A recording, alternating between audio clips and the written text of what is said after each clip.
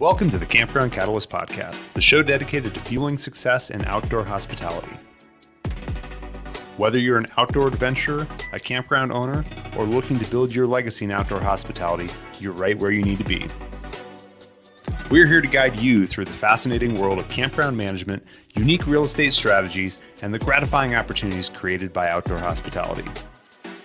Our mission is to inspire and equip you with the knowledge and insights you need to build a successful business and create a legacy worth leaving.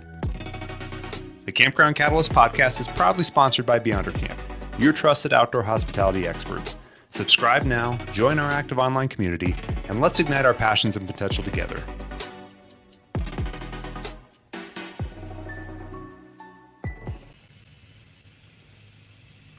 I remember that we evaluated a campground. We were looking at it. We were thinking about buying it. We saw all the great photos for it. We saw videos for it. Then you remember, Adam, we walked into the campground and we said, wait a second, are we in the right place? It didn't actually match up. And if we were having that experience, imagine the experience that the guest was having and how disappointed that they would be. So in today's episode, we're really going to talk about that entire guest experience, how you can create the environment that you want from check-in to check-out. I'm here with my co-host, Don Spafford, Adam Lundy, Robert Earl. Let's jump right into this episode of Campground Catalyst. Don, you ever had an experience like that where you were thinking that you were showing up at one place and it ended up being something completely different? Well, I'm sure we all have, right? You see that oftentimes, like in movies, even sometimes they get sold as a great resort place, and you show up and it's like a total dump, or looks nothing like it. And all of us here being in real estate in some form. My wife is a realtor, as you both had, as realtor experiences. That oftentimes even the for a house for sale, right? They'll get photoshopped or perfect lighting so that this looks amazing in the picture. You get there and like, wait a second, is this the same house? Like you're saying, it's so yeah, it definitely could be the case, and that's definitely not the experience you want your guests to have to arrive at your property, making these big plans to come and stay there. And the first day they're like, we want to get out of here because this is not what we were expecting. That's not the way to run a business. Yeah, I met my wife before online dating, but I imagine it's much the same thing, right? Pictures can lie and they can tell a different story. So, yeah, Robert, to your point, I mean, it's certainly, you want to put a good impression out there, but you also want to back up what you're putting out there. If we're putting beautiful pictures out and great descriptions out and we're really attracting a lot of eyes, we've got a high bar that we're setting on ourselves to deliver on. And, this is something that we have made a focus on in our company at Beyonder, is really memorializing that entire guest experience and what it looks like from start to finish. I think that what was most profound for me was when I was going back through the book, The E-Myth Revisited again. And that's a fantastic one. There's a chapter in there. It's the Your Management Model chapter. Don't quote me on this. It might be chapter 15. Anybody who has not done it, go get the Audible version and listen to that chapter right now. If you're in hospitality, it's going to make your skin crawl. It is such a good chapter about the guest experience and what it can look like, and about how this is actually it's an intentional process of building systems and having a full guest experience manual in place so that you can take anybody off the street and plug them in and have them execute on your plan. And that's really what inspired what we have built as the full hookup process at Beyonder. And you were bringing that up. I think it starts with the end in mind.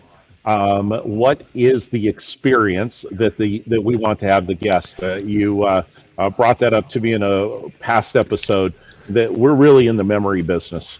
And if you're in hospitality, I think that word gets thrown around a little loosey-goosey. It's not really set as to what does hospitality means. I mean, Burger King, McDonald's have hospitality, but yet if you live in certain areas, then you go to a Chick-fil-A and it's raised to a complete another level. It's a different experience that you have. So let's talk about some of the areas within the campground as to how do we work on that. I think the episode we're talking about from check-in to check-out, I think it really starts before check-in. Don't you agree, Adam? 100%. It starts at the time the reservation's taken. You know, how you got in front of that person and what experience they had, whether it was finding you on a website, you know, calling you on the phone, how the person answered the phone when they picked up to take the reservation makes a huge difference. You know, we train our staff when they're picking up the phone that they need to be standing up and they need to have a smile on their face. That smile can be heard through the phone. If you're slumped over on a stool and you're, you know, scrolling on your phone while you're answering it, they can hear that on the other end. Or even as far as, like you said, if they find you on the website, is your online reservation system easy to use? You know, how many times you've gone through something that's so clunky and not user friendly, you're like, forget it, just go on to something else. So even that's part of, even though, you know, it's not your software maybe, but that's still, you know, you're the one that hired it, you're the one that contracted them, whatever. You decide to use it, so that's still on you if your guests don't have a good user experience just to get that reservation. Yep. So I've made the reservation. How is that reservation followed up with? Did I get an email of that confirmation?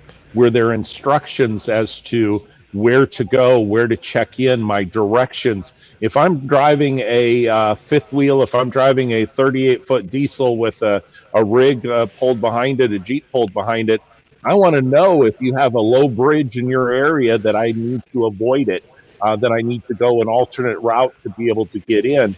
And then one part for myself, especially as I get a little bit older and I need the glasses, etc., is signage.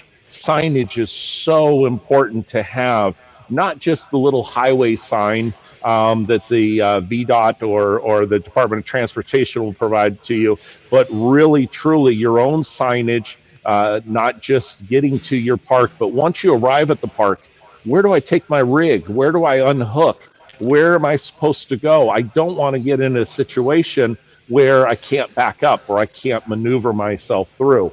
Talk about late check-ins, Adam, when you have that late check-in process as well, because we don't always make it to the place that we're wanting to at the time that we want.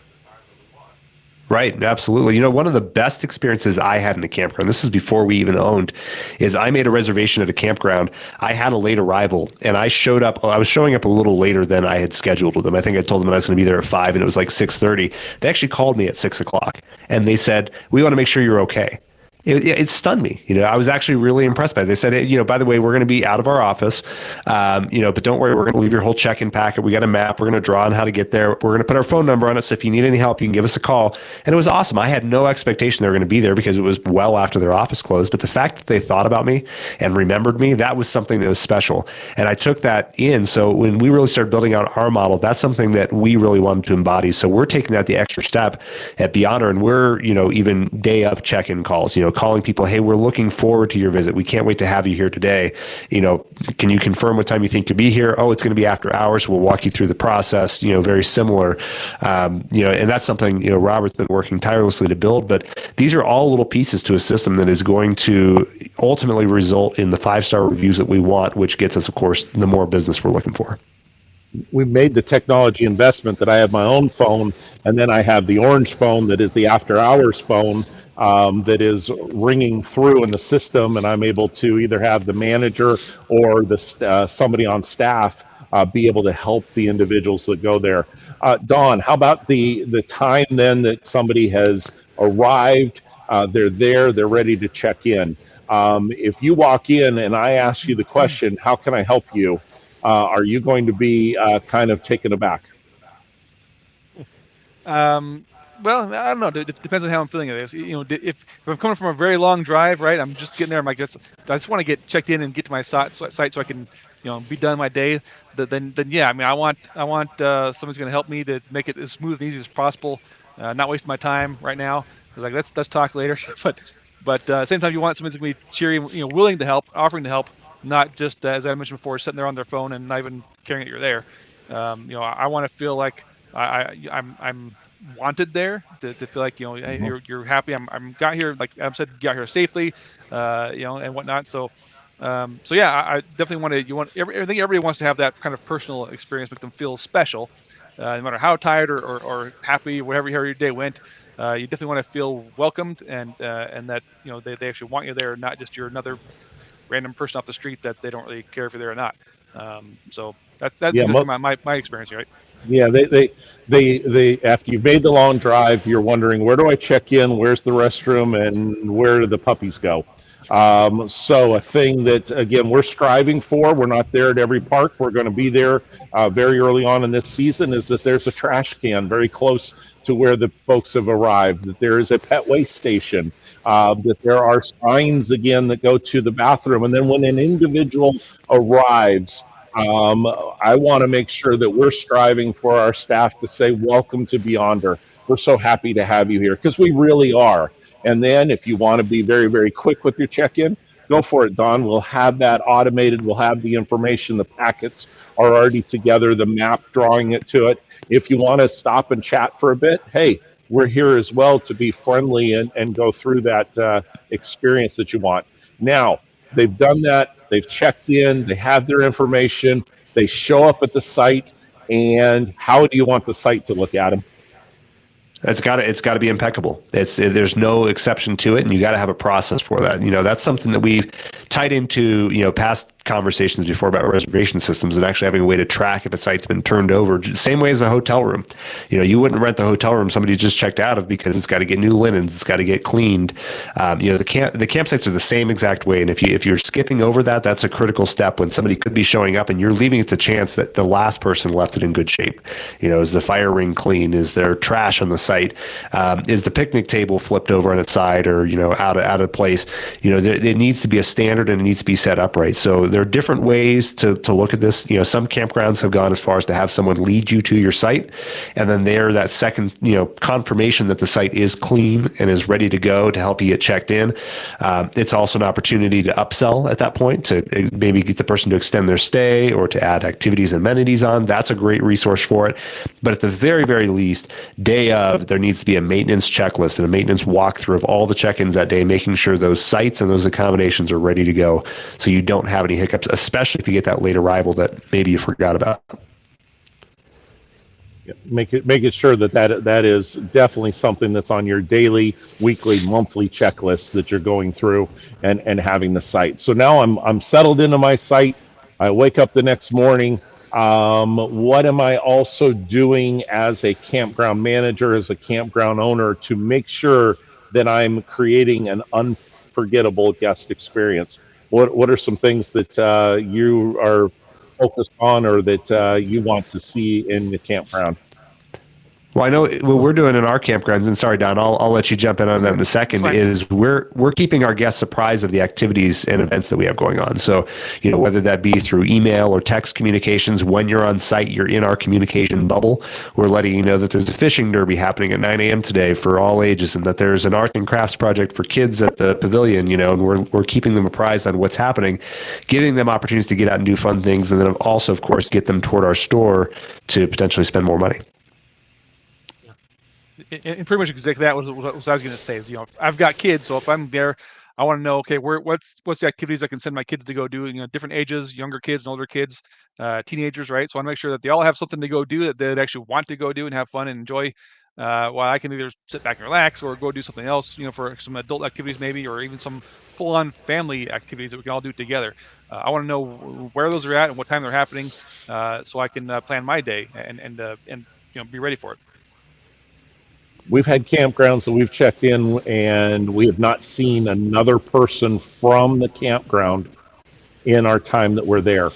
There's been no one patrolling through the area. There's no one going through. I understand it if we were on something that's like BLM land or something like that, where we're a little bit more primitive. But if you're at an RV campground, you expect to see somebody coming through. That way, if I do have an issue, if I do have something that it's my spigot is leaking a bit, you want to also know that they're going to be very, very quick to get in touch with maintenance crew, and that the maintenance crew actually follows up on it and follows through. Those are things that, while they may not make it into an unforgettable experience, if it's not taken care of, you won't forget that. So it will stack up very, very quickly. Robert, you mentioned it before, and I'll highlight it again. Your maintenance crew is your guest relations staff as well. And that's something that, we've Robert's recognized, and he's made sure that our maintenance folks are getting that training for interacting with guests, because they are going to be directly interacting. They cannot go in with a salty attitude and, hey, I'm just a guy who turns a wrench. They are creating part of that guest experience, and they're likely going to be dealing with somebody when they're in a more heightened state. Something didn't go right, something's broken. That person's there to fix it. They need to be embodying the guest experience, mentality that you need to have around that property. So getting it in everybody's mindset that these people here aren't your only guest relations people. Everybody on the property, from the manager down, is guest relations. And they're professionals. A professional definition is that they know what they know what they don't know. When they know, they'll let you know, and when they don't, they'll say, that's a great question, let me find out. And they don't pin it off to somebody else. They don't just say that that's someone else's issue. That guest relations, whether they be maintenance, housekeeping, the individual that's part-time that's working at the bar or the pizza bar, they are actually following up to make sure that it was taken care of, and that they are making sure that the guest knows that they're cared about.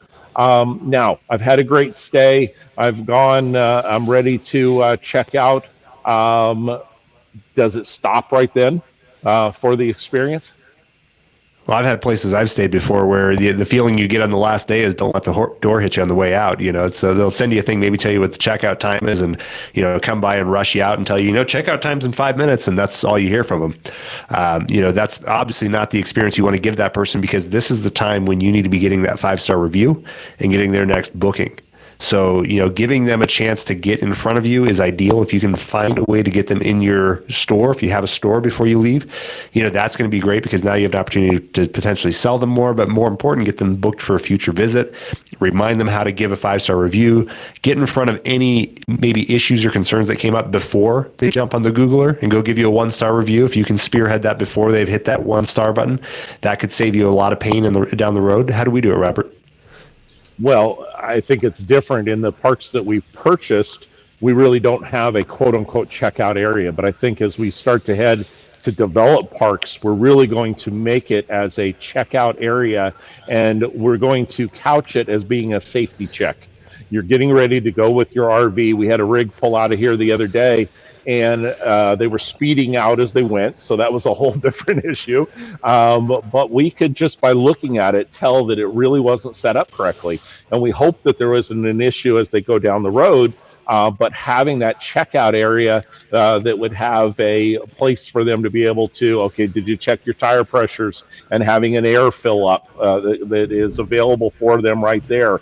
That last stop to be able to get a bottle of water before they hit the road, to hit the restroom and be able to go, to have a dump station available for them, really catering towards that checkout experience, because like you said, that's the opportunity to have the review, and then following up, using automation to be able to follow up, that even as they're going down the road, that they would go through. I know it's a script that you've brought up, Adam, that our staff needs to be doing is, are we your last destination? Are we part of your destination? Where are we in your trip? Because we also want to make sure that they got to their next site safely. And that's something that we've got to do a better job of incorporating in, but I think that's where the industry will move towards. Right, and that's a great line to incorporate in the check-in, just to make sure that you aren't missing out on a future revenue opportunity. This person may have booked their trip on the way out, and they might be doing an out and back cross-country trip. And hey, are you going to be coming back through? Well, if so, let's get you a site now. You can do that at the check-in, or you can, again, hit them on the check-out just to make sure. But gosh, if you didn't confirm that, they might not even plan on staying with you on the way back. Yeah, I'd see, if you have that one-on-one interaction as they're checking out, right? Of course, ask them how their stay went, and if there was anything you could do to improve it for them, right? Maybe they'll say, okay, yeah, maybe you could make a suggestion. Here's their opportunity to get a suggestion from your guests, without getting a bad review afterwards, right? You want someone to get that 5-star review, so they could say, yeah, I think maybe you could do this or that to make it a little bit better. And like, okay, we'll take that into consideration, right? So it gives you ideas of how you can improve your property for your guests as well. Some of my best 5-star reviews have come exactly that way, because I've been able to handle something right away, or I at least acknowledge that it was an issue. We'll work on improving it. We'll take care of that for your next visit. And that took the pressure out. and it created, okay, they're listening. And a lot of times in today's world, we just want to make sure that we are being listened to.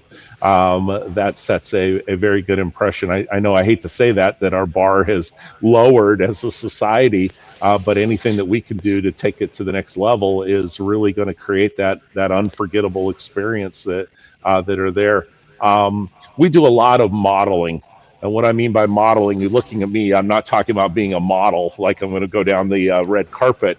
We like to look at what other industries are doing. I brought up Chick-fil-A, Be Our Guest, the Disney experience. Those are different industries that you want to look at. I recently was at Indianapolis Motor Speedway. I was just driving through and went there. And just even in the off season, the entire experience that you have there is different. It's a higher level of service than I get at other places. So we want to model that. We want to do research and development, R&D, or as we also like to say sometimes when you're in this industry, rip off and duplicate. If you see something that you'd like, take it from the hotel industry, take it from others, and implement it into that guest experience that you have. That's right. You mentioned modeling, and you hit on it earlier with the Ritz-Carlton model, which is whoever gets the problem owns the problem to a solution. So, it's one thing when we bought our first campground in the first week of ownership, I heard it on more than one occasion from employees saying, well, that's not my problem. You need to go talk to this person. A camper goes up to the maintenance guy and has an issue. That's not my issue. You got to talk to the front desk. Well, I'm sorry. That's not acceptable in our world. So in our world now, you could be the housekeeper and somebody comes to you with a billing concern because they were overcharged for their stay. Well, that housekeeper now owns that problem to solution. Maybe they're not the one who's handling the correction or the refund. Maybe it's the front desk, maybe it's the manager, but the point is that person is now taking that problem to that person, and then, as Robert, you suggested, confirming with the guest afterward that the problem has been resolved. And that's owning the problem from start to finish. One thing I want to highlight on, though, Robert, is you could any day of the week, if I didn't know where Robert was, I could tell because he's usually at one of our campgrounds, and we get more 5-star reviews when he's on site. And I got to see firsthand how this happens. Robert mentioned how we greet people. Now he said to Don, what if I said to you, how can I help you? Quite frankly, what we hear more often is, can I help you? And of course, the answer that the person wants to hear to can I help you is no, so they can go back to what they were doing. The difference is when you're at a campground Robert's working at, Robert will actually walk out the front door and meet you at the stairs, and he'll give his line, hey, welcome to Beyonder. We're so happy to have you here. And that's the kind of experience, not hiding behind the front desk, that is getting these 5-star reviews. It's going above and beyond the standard. If you think about who stands behind a desk, think about the gas station attendant. That person is maybe not in the hospitality business. They are in the retail business. Well, I mean, they should realize they're in the customer service business, but we're elevating that. We're getting people out from behind the front desk. In fact, where Robert is right now, the front desk at that campground was originally blockaded with computers and other impediments between our campground staff and the guest. We're breaking down those barriers to get that more personal connection, and that's something Robert's spearheading. So you got to think about this through a much broader lens about the guest experience you're creating. Every little bit makes an impression and an impact. I'm traffic cop when they first arrive, and what I mean by that is I'm pointing to different arrows as to here's where the restroom is, here's where you're checking in, here's where our first level of amenities are, let me get the door for you. I've gotten more 5-star reviews off of Costco bottles of water because I'm offering a bottle of water, and as I manage the park myself, that comes out of my own pocket. I've bought cases of water just to be able to say, hey, and when I was managing a park in Colorado, especially when they get to high elevation, hey, you've been driving that big rig, can I get you a bottle of water? And now I've started with something that's completely different before they even come up to the desk. Yes, I still walk behind the desk. Yes, I still am able to get on the computer, but it's now an ongoing conversation. Dawn, I can see what their mood is. Are they just ready to check in and be able to go? Also, it starts that morning of pulling up my activities and knowing who's getting ready to check in, knowing the information, having the packets ready, and having those on a screen. I keep my arrival screen as a separate tab open so I don't have to search for their name. Even if I have 20 check-ins that name, now I have a 1 in 20 chance versus having to look through my entire database of thousands of potential guests. I click on that, their folio comes up, and now I'm able to handle that check-in much, much quicker. Yeah, going back to your previous question, I think about if the guest experience ends after checkout. Well, no. And if you go back to our previous episode, we talked about the reservation systems and the CRM, how you can maintain that data on your guests and whatnot. You can still reach out to them after that experience, right? Send them a thank you message. Hey, thanks for visiting our property. Here's a discount code to come back next time or whatever. Or again, have those multiple touch points throughout the year. Send them new emails about offers you have or different things going on, different events that may want to get them to come back. So that guest experience goes on essentially forever, at least until the point if they say remove it from your database. But hopefully that won't happen because they had such a great experience. They want to come back. They want to bring their friends and they'll refer their friends because hey, this place is awesome. They got a great staff. Robert is such a great host. They welcome us there. We're going to go back there every single weekend, and you should come too, right? So that's the kind of experience you want to have. That you can get that your guests become essentially your fans, and they're the ones out there that are bringing guests to your property to really help you have just the best experience yourself and for your guests. Absolutely. It's a topic that we dive into. We're in the industry. If you're thinking about buying a campground, if you're a new campground manager, our Patreon community is a place where we're having these types of what I like to call high-minded discussions on this particular topic. Yes, you can talk in generalities of customer service. You can talk about other industries, but when it comes to specifically focusing on campgrounds and how you can be the best owner, operator, manager, or when you're investing and you want to look at what am I really investing in, then you need to be part of a community that's having these types of discussions. If you're not, you're leaving money on the table because nowadays this guest experience is the differentiator that you're going to have. We not only have these discussions, we go out to the national conventions, we have our own masterminds, and we bring that back, and we want you to be part of those masterminds. So we appreciate you tuning in. We love that you're part of our public community. We invite you to be part of the private community and Patreon. And until our next episode of Campground Catalyst, make it a great day. Thank you for joining us on this episode of the Campground Catalyst Podcast, where we take you behind the scenes in the fun and gratifying world of outdoor hospitality. We hope you were inspired by today's show and better equipped to take the next steps in your journey. Remember, you can continue the conversation and connect with fellow enthusiasts by visiting our website and joining the Campground Catalyst community on Patreon at campgroundcatalyst.com. There, Patreon members get exclusive access to special listener perks, they get their opportunity to engage with the host, and they get their questions answered on one of our future upcoming shows. The Campground Catalyst Podcast is proudly sponsored by Beyonder Camp, your trusted partner in fueling your success in outdoor hospitality. Until next time, keep both your campfires and your passions burning.